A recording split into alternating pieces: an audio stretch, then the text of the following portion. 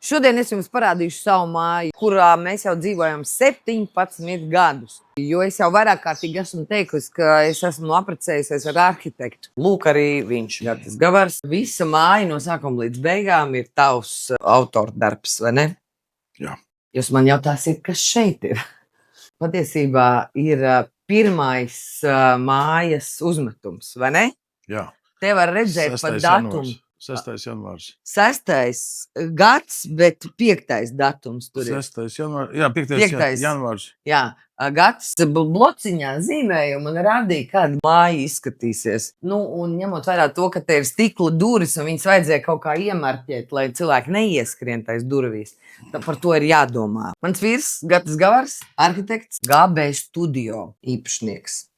Un galvenais arhitekts. Es gribu tev pajautāt, kāpēc māja atrodas tieši šeit un tādā, nu, teiksim, taisnstūra formā? Ātru atbildi es to tā nesniegšu. Tas ir tāds plānošanas jautājums. Šajā vietā atradās padomju laikā būvēta pionieru nometnes ēdnīca, kas bija milzu ēka ar tam laikam nepieciešamo funkciju pamesta. To vajadzēja nojaukt un tās vietā, ņemot vērā apkārtējo apbūvi. Šajā Jūrmalas daļā ir izteikti kvartāla apbūve, kas ir apbūvēta ar zināmu loģiku. Un tā loģika, ēkas būvējot, ir jāsaglabā. Tā nepiedara tik ļoti padomju laikam, brīvvalsts laikam, tā piedara loģikai kā tādai. Kāpēc tieši mājas ielas puses fasāde izskatās tā, kā viņi tagad arī izskatās?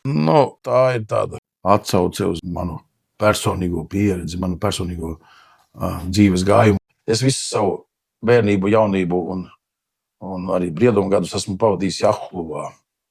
Jahtlubos dažādos. Un jahtlubā galvenā ēka Ēlings, parasti koka fasāde ar milzu koka vārtiem, kur ir cipari virsū apzīmēt vārtu ieejas. Un tā jahtluba otra puse ir vai nu pret upi vai pret, teiksim, to saviesīgo daļu vērsta stiklot. Redzi, arhitektiem patīk kaut kādu domu projektējot tajā ēkas izskatā kodēt vai pārnest, vai, kā teica lielais meistars Modris Ģelzis, var visādi to risināt. Un, ja ir kaut kāda doma, tas stāsts ir nepieciešams. Un šī ir mājas ielas puse, tāpēc mums īsti nav vajadzība te ļoti, ļoti spoguļoties ar logiem. Logi ir tik, cik vajag gaismu no tās puses. Mājas lielums. Toreiz, kad tu uzzīmēji uz lapiņas to māju, nenojaut, ka viņi būs tik lieli. Es zināju, ka katram vajag savu istabiņu. Man liekas, ka šodien tu darītu savādāk. Tas iedzīvotāju skaits ģimenes mājās mēdz būt dažādos dzīves periodos. Vienā scenārijā, pēc tam ir otrs scenārijs, pēc tam trešais, un tad ēkai droši vien ir iespējams otrā un trešā un ceturtā dzīve. Un toreiz mums bija 3 bērni, kas uz vietas dzīvoja. Tā vajadzība pēc 4 guļamistabām bija funkcionāli noteikta. Tā galvenā lieta bija projektēt to tā, lai bērniem izaugot un dodoties savā dzīvē, tās telpas nepaliek smieklīgi, teiksim, apkārt staigājams vai kuras nevar izmantot. Visās istabās es jūs neievedīšu. Šī ir pati mazākā istaba. Te Herminka bija pavisam maziņa, tad viņai te bija gultiņa un arī tāda čubināšanās zona. Es tagad tur esmu iekārtojis savu darbnīciņu. Redziet šitos visus vērķus. Bija mikrofons Covid laikā un es taisīju kaut ko līdzīgu podkastam. Šobrīd mode un tā ikdiena ir tāda, ka cenšas ģimenes ēkas projektēt nevis pietiekami plašas, bet pietiekami mazākās iespējamās, kādas var. Un tas ir saistīts ar to strauji augošo būvizmaksu. Šīs visas durvis ir taisāmas vaļā un ciet. Kad ir ļoti, ļoti foršs laiks, terasi arī kāpo kā istabas pagarinājums. Vai es to darītu šodien savādāk vai nē? Cīnīšanos ar eksploatācijas izmaksām bezcerīgi, ja ēka nav pietiekošas energoefektīva. Ja? 17 gadus atpakaļ, kad šo māju pabeidzu, pirms tam projektējot, manas zināšanas bija pietiekamas, lai novērtētu energoefektivitātes lomu nākotnē. Tā nākotne šobrīd ir tagadne. Ja neteikt, ka vakardien jau rītdien prasīs vēl vairāk un vairāk, bet eksploatācijas izmaksas šobrīd ēkā, kurā mēs varētu iztikt arī ar mazāku kvadratūru. Ja? Viņas ir ciešamas un nav pārspīlētas Mēs varam uzskaitīt, cik mums ir siltuma avoti. Nu, respektīvi, kā tu risināji to, ja gadījumā gāze paliks dārgāka, tad ar ko mēs kurināsim vēl māju un kā mēs tā kā ejam līdz tam laikam un esam ļoti elastīgi. Ja? Gāze ir diezgan ērts kurināmais, ko izmanto. Un tāpēc toreiz ieprojektēja arī gāzes apkuri. Bet jau toreiz bija skaidrs, ka tā politiskā situācija un pat kā ierocis gāze var kalpot jebkurā laikā, jebkurā brīdī. Un tāpēc projektēt ēku, šobrīd jau to arī vairs nedara, kur vienīgais siltuma enerģijas iegūšanas veids ir gāzes kurināšana. Tas ir apmātība. Tāpēc mums ir arī siltumsūkņi, kas toreiz bija diezgan jauna lieta. Un paralēli tam arī cietā kurināmā iespēja mums ir. Vai no ar malku, vai ar briketēm ir atsevišķs katls, kas sajūdzams kopējā sistēmā. Toreiz par to visi brīnījās un smējās nedaudz, kurš ar humoru, kurš domāja, ka esmu apmācis ar šo.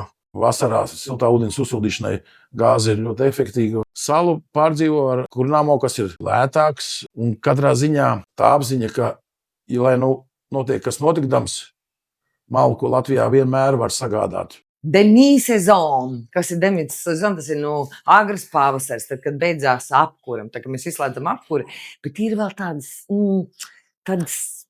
tāds laiks, vēl tāds, ka gribās siltumiņu, tad mēs ļoti, ļoti lietojam šo krāsniņu, un arī rudenī. Es gan tagad ar šīs dienas acīm skatoties, ja man šis kamieniņš būtu jāvēlta tikai sunīšiem, arī tad tas būtu vērts. Skaidrs, jo sunīši tas ir mūsu viss. Mums ir saules baterijas, un patiesībā, ko tās risina? 70 gadus atpakaļ mēs sākām lietot saules siltuma kolektorus, kas silda silto ūdeni un baseina ūdeni silda vasarā. 3-4 gadus atpakaļ jaunajā ērā mēs pievienojām uz jumta vēl arī tās saules baterijas, kas ražo elektrību. Tas palīdz nodrošināt to kopējo energoefektivitāti, atgūt atpakaļ to enerģiju, netērēt pa daudz resursu. Kosmos nav, tā ir tāda parasta dzīves attīstība. Starp citu, izvēloties ārā mēbeles, izvēloties dārgas, jo tas atmaksāsies. Šie te galdi un šie te krēsli stāv 17 gadus jau. Mēbelēm tā ir milzīga problēma, jo cilvēkiem, kuriem ir terases, un tādas ir ļoti bieži, tas vājākais punkts – vasaras mēbeļu uzglabāšanu ziemā. Kur tad, lai viņas liek? Tad viņas staipa no šķūnīšu uz šķūnīšu, liek garažās un tad vēl kā ārā. Bet pērkot atbilstošas kvalitātes izstrādājumus, kā stāv, tā stāv. Mēs atrodamies starp jūru un upi. Ir jāņem vērā dažas lietas, piemēram, lielie vēji reizēm, kad uznāk. Mūsu gadījumā visi tie lielie vēji jau savu postošo darbu ir izdarījuši, jau tur tos kokus ir izgāzuši, bet vispār, kas ir jāņem vērā ceļot māju jūrmalā blakus lieliem kokiem, rēķinoties, ka būs nikni vēji. Pirmkārt apdrošināšana, ja?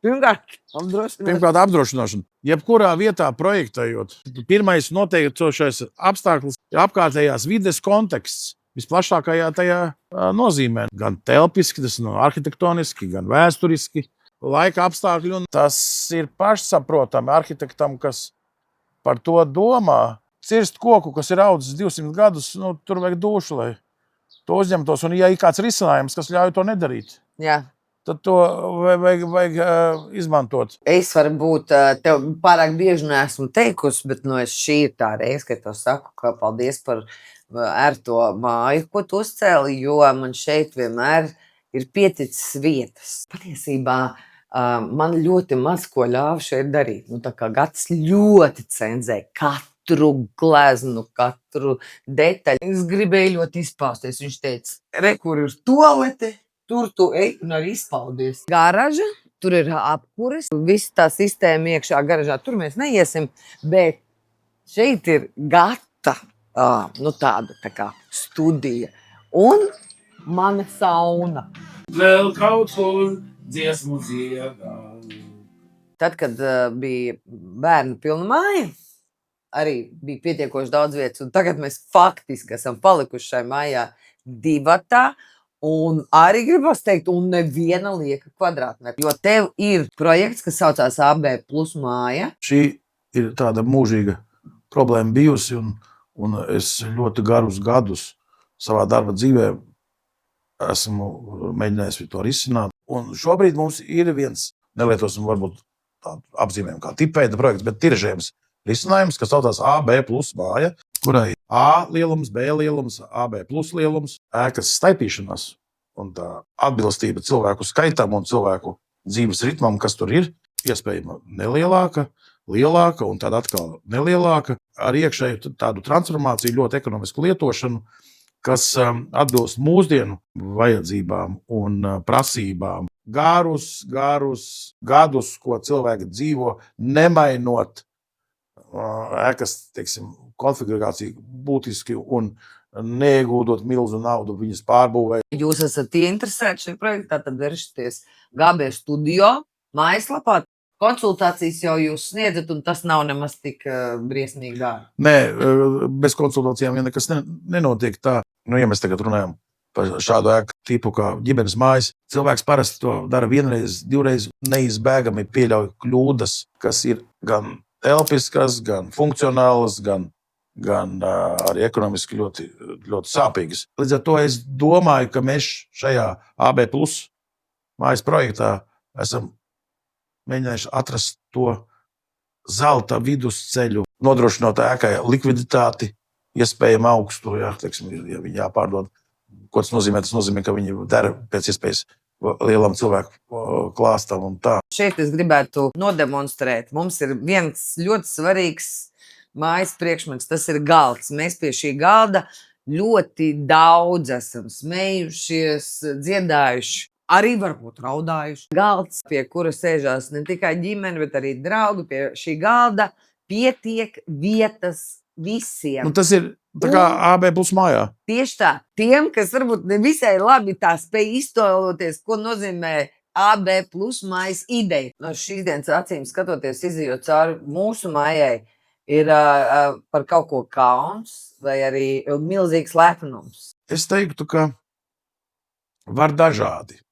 Es šodien nedarītu to, ko es darīju vakar, un tas iemesls nav tāpēc, ka tas bija nepareizi, bet es šodien darītu savādāk. Viss evolucionē. Tas ir mūžīgs process mūsu profesijai. Piedod, ka es tev pārtraucu, bet man liekas, ka labs arhitekts uzprojektē tādu māju, kura arī pēc 20 gadiem izskatās mūsdienīgi. Un man liekas, ka tev ir izdevies ar šo māju. Man nav nevienā brīdī bijusi tāds sajūta, ka šis ir novecojis, šis jau ir nemoderni vai kaut kā tam līdzīgi. Ja šodien skatās uz amatieru sportistu, 30 gadu vecu, teiksim, kadru ņem, kur amatieru sportists kaut ko dara, švaki. Ja skatās uz Helmutu Balderi šodien,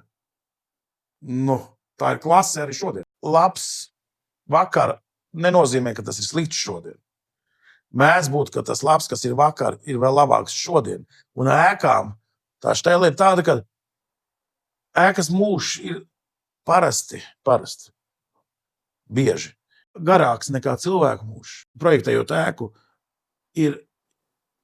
tai pieeja jābūt skatoties garā termiņā, kāds cilvēkiem nenāk nekad neprātā, jo tā vajadzība ir parasti konkrēta, veltīta šodienai. Parasti vēl ņemot vērā vakardienas pieredzi. Ja? Tas ir arhitektu uzdevums. Arhitektu uzdevums ir novietot kaut ko 4. dimensijā, kas ir laiks, tām 3 dimensijām nenovecojot. Paldies tev par šo sarunu. Mēs noteikti Gati un viņu kolēģiem tiksimies vēl citos projektos.